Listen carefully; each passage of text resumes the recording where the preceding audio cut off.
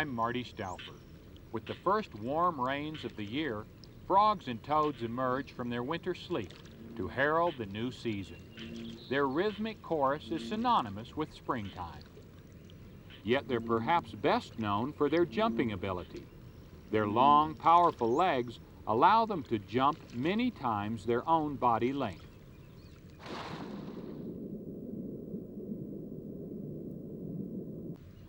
Frogs and toads are amphibians.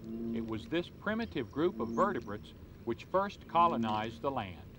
As a result, they've evolved remarkable adaptations for life both in and out of water. Join me as we explore the wet kingdom of the Prince of the Pond.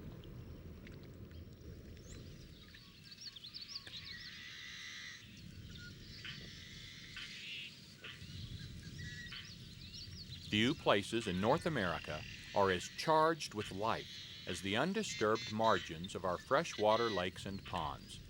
Though sometimes inhospitable places for humans, they provide important havens for an enormous diversity of plant and animal life.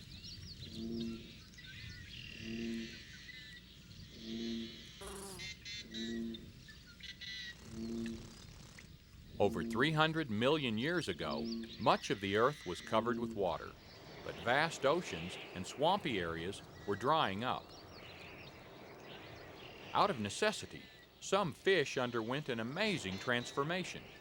Over the course of thousands of years, they began breathing with lungs. These air-breathing animals are called amphibians. The most familiar are frogs.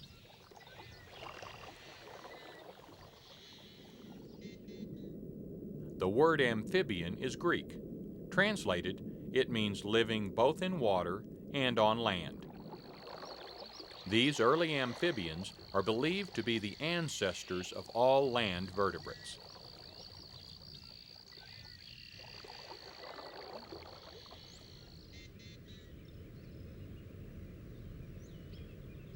The largest and most aquatic frog in North America is the bullfrog, found along ponds, lakes, reservoirs, and large rivers. Although it's native to the eastern United States, it's been introduced to much of North America. The bullfrog is the champion jumper in the frog family, able to leap 20 times its own length.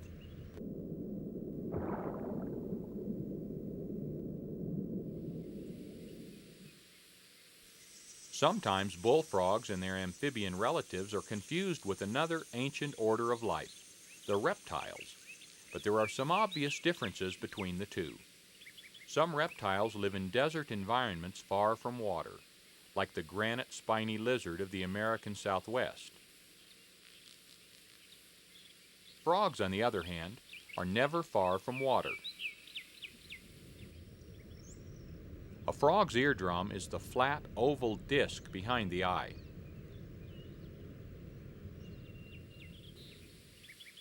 While the lizard's ears are internal, with a somewhat well-disguised opening on the surface. Frogs have clawless feet that are sometimes webbed. Lizards have claws and no webbing. With its huge eyes, a frog face is unforgettable. The lizard has small eyes, set on the sides of its head.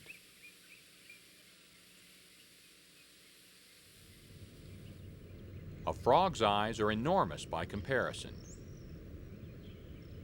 Amazingly, frogs absorb water and oxygen through their smooth, moist skin.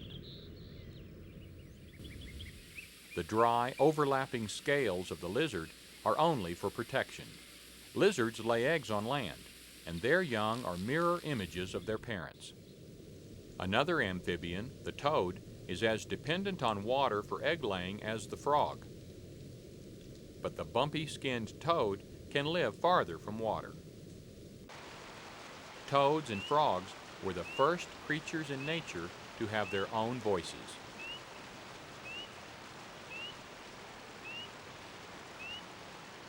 Most species of frogs are clustered in the moister regions of our country. In the east, the bell-like songs of the tiny peepers are synonymous with spring, as welcome as the return of the migratory birds. In the southeast, a secretive bronze frog begins calling from the inaccessible shelter of a limestone sink. Some frogs have adopted more unusual survival strategies.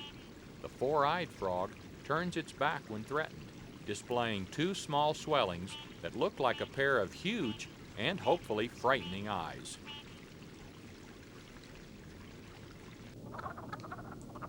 From New England to the Arctic Circle, spring triggers the explosive breeding rituals of gregarious wood frogs.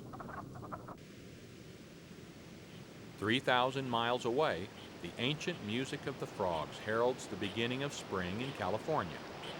Pacific tree frogs, about the size of silver dollars, gather in low bushes to choose mates.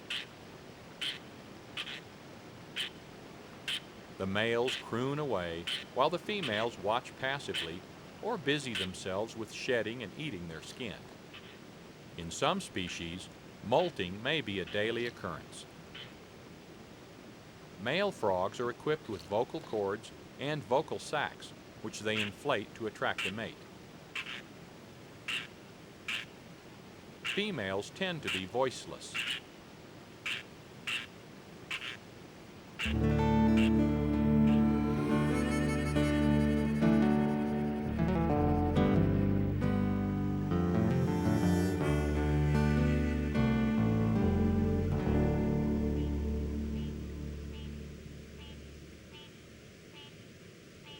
Most tree frogs are nocturnal, like the bird-voiced tree frog of the southeast. At night, these diminutive singers descend from the treetops to fill the night sky with song. Our largest tree frog is an immigrant. The Cuban tree frog hitched a ride on a load of produce to Key West in the early 1900s and then migrated to the southern Florida peninsula. At just over 2 inches, the gray tree frog is the largest tree frog of the Northeast and one of the best camouflaged. Tree frogs like these green tree frogs don't have webbed hind feet. They have sticky toe pads for clinging to the slickest of surfaces. The explosive calls of the barking tree frogs sound like the yapping of small dogs. They're our largest native tree frog, at about 2.5 inches long.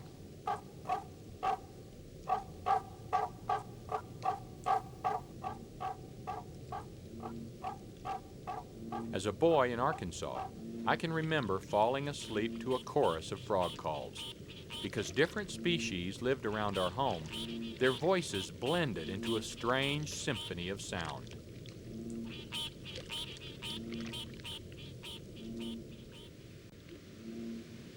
The first frog I think I ever saw was America's most common, the leopard frog. In spring, the male advertises for a female, calling from a traditional mating pond. His voice sounds a little like a snore, but his croaks attract a female to the pond.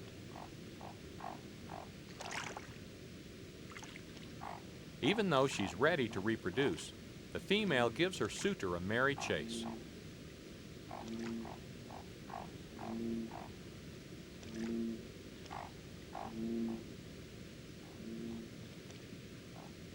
Leopard frogs live mainly on land. This may be their only return to the water all year long. The female leopard frog finally accepts the advances of the male, allowing him to wrap his front legs around her body, a behavior called amplexus that stimulates egg laying.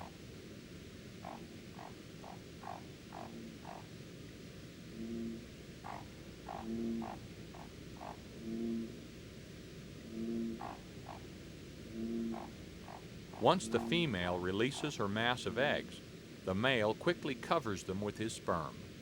Then both parents desert the offspring.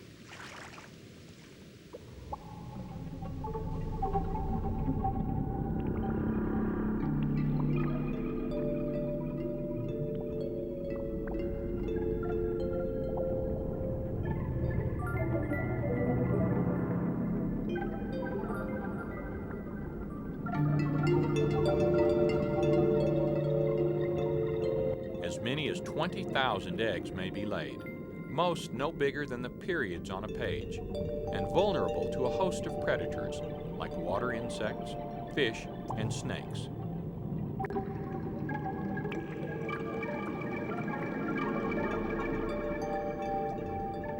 Undisturbed, the eggs undergo rapid changes.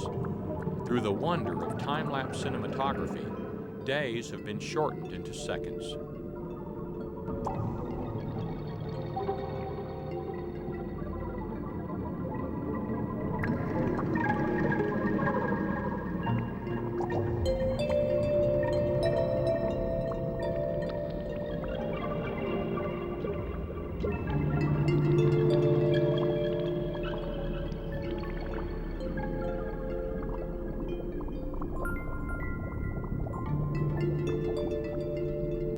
Over the course of 1 to 2 weeks, tiny tadpoles begin to develop, wriggling, spinning, and finally fighting to break out of their jelly cocoon.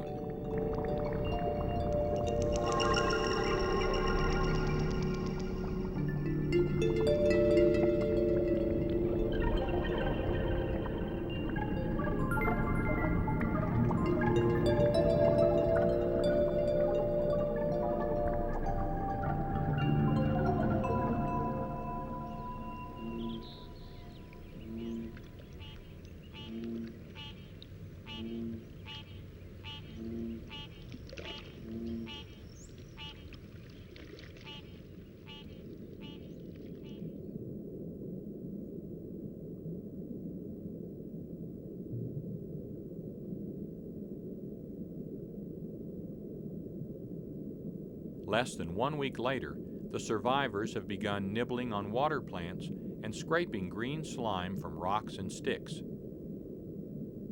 All heads and tails, the young tadpoles look more like fish than frogs. In their pond environment, other creatures compete for food, like the freshwater snail. The lacy hydra casts its tentacles about, searching for small crustaceans and worms to sting and devour. The developing tadpoles, or polywogs, as they're sometimes called, are unrelenting in their search for food, using small sucker-like mouths to feed and breathe. At 3 weeks, the leopard frog tadpoles are dwarfed by the nearly 6-inch long bullfrog tadpoles. Regardless of size, they're vulnerable to a host of predators, like the great blue heron.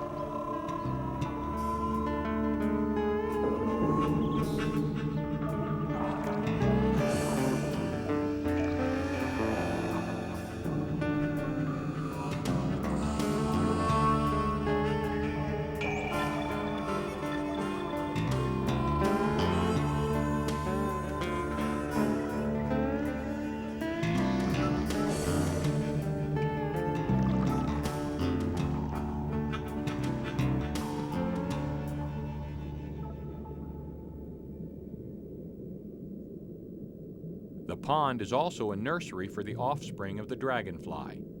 They too develop underwater, spending a year as nymphs. The ghoulish-looking crayfish is far less a threat to the young tadpole than other creatures, like fish and predatory water insects.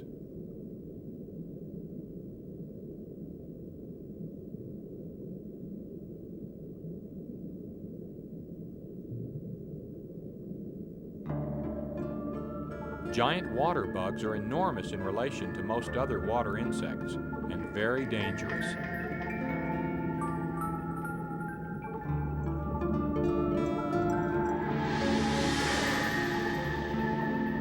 Once caught, the chances of escape are slim.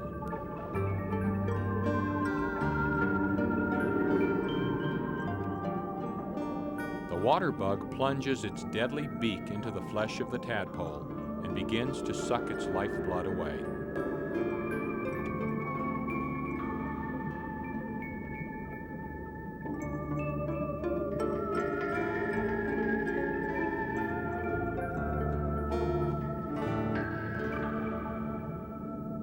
Tadpoles that do manage to survive go on to make a miraculous transformation.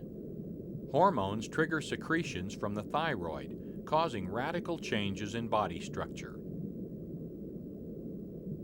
Subtle at first, in the end, the metamorphosis is startling. At about 6 weeks, the leopard frog tadpole stops eating. It begins to absorb its tail as food.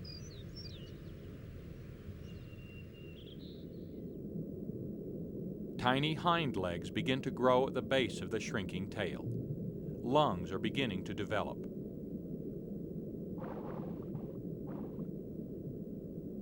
The rate of the metamorphosis varies, based largely on the temperature of the water. The front legs develop under the skin and then break through. The head begins to reform, and the tadpole begins to look less like a fish and more like a frog.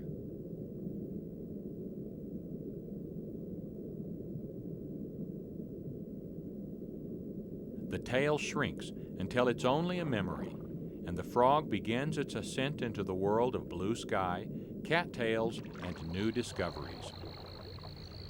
Transformed into the somewhat odd but endearing prince of the pond.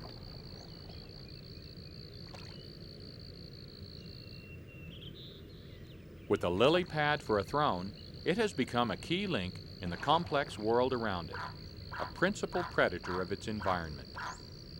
In contrast to their lives as vegetarian tadpoles, frogs are carnivorous predators.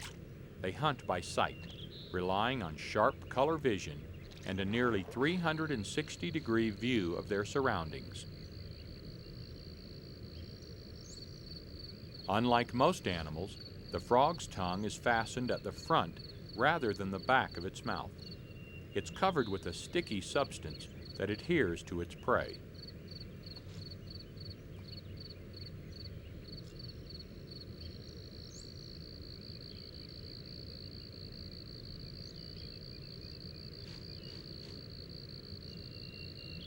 The long, lightning-fast tongue strikes out and snaps back, with the hapless cricket securely glued down.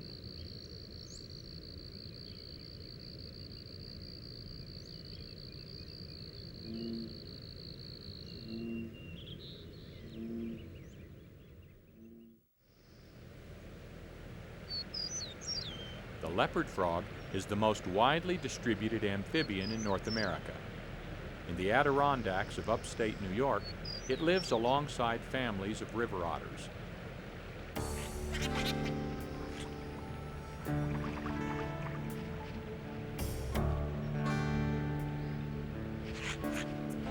Young otters searching for food will make a meal of frogs, if they can catch them.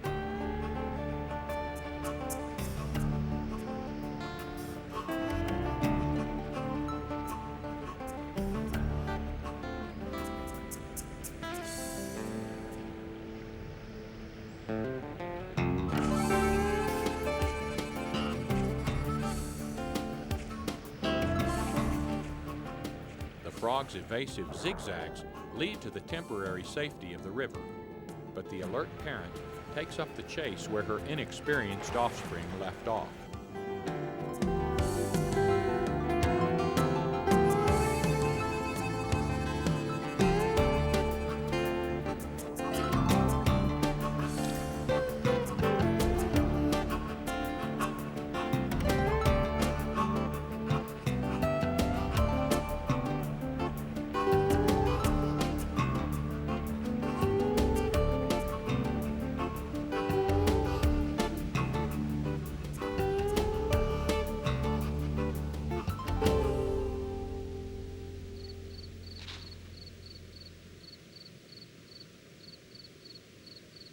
If the leopard frog is the prince of the pond, then the bullfrog is the king.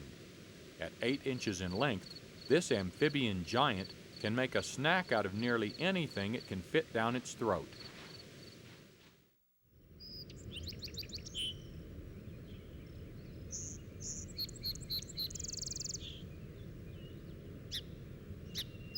Bullfrogs hunt by lying in wait, then leaping forward as their prey passes.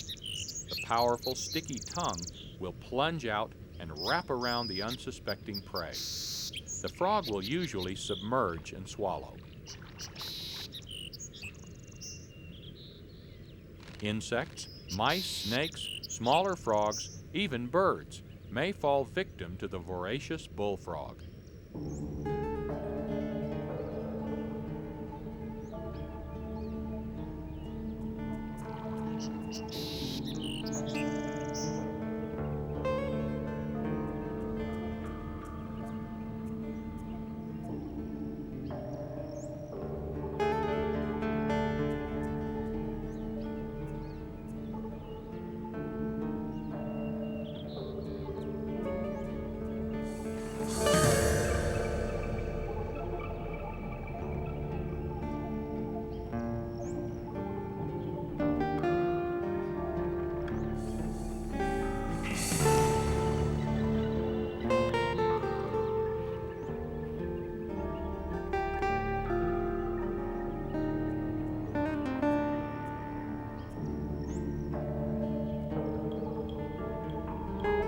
The patient frog moves slowly to another part of the shoreline.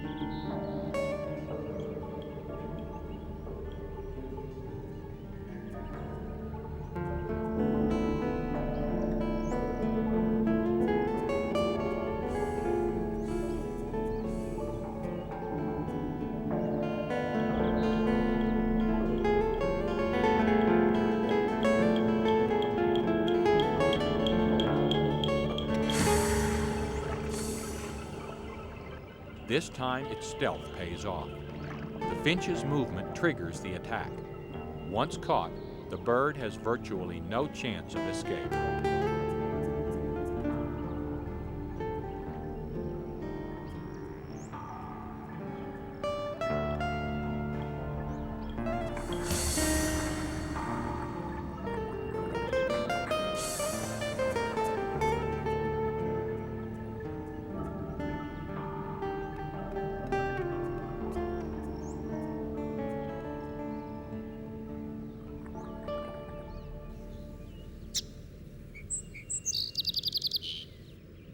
All frogs and toads retract their eyes or blink when they swallow to help push food down their throats. A transparent inner eyelid closes from the bottom up, protecting the eye but letting the frog see underwater. In this case, the bullfrog's casual blink looks more like a self-satisfied wink to me.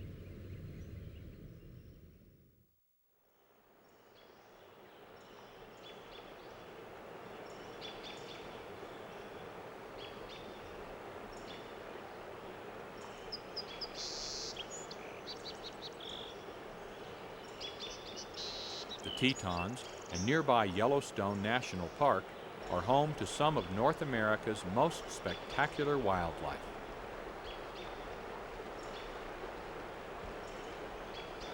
But not all of this area's animals are spectacular, or glamorous, or even pretty by our standards, yet every species is critical to the survival of the others.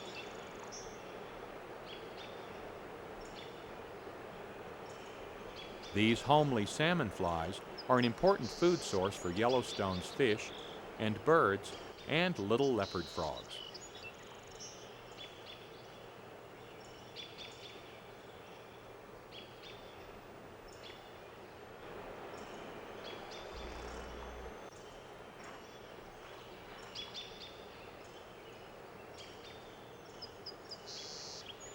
Herpetologists, that's what people who study frogs and toads are called. Herpetologists have proven that frogs are attracted to light and may even try to jump repeatedly through a piece of white cardboard. Light, shimmering river water is just too good to resist.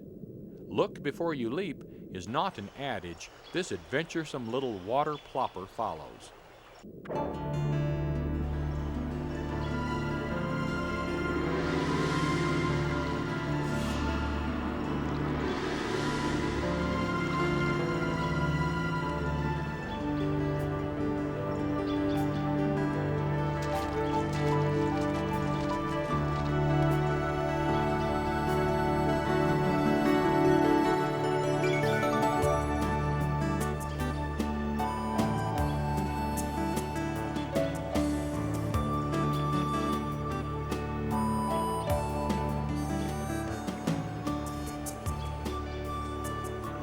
Somehow, the Frog Prince escapes, free to reign another day in this beautiful wet world.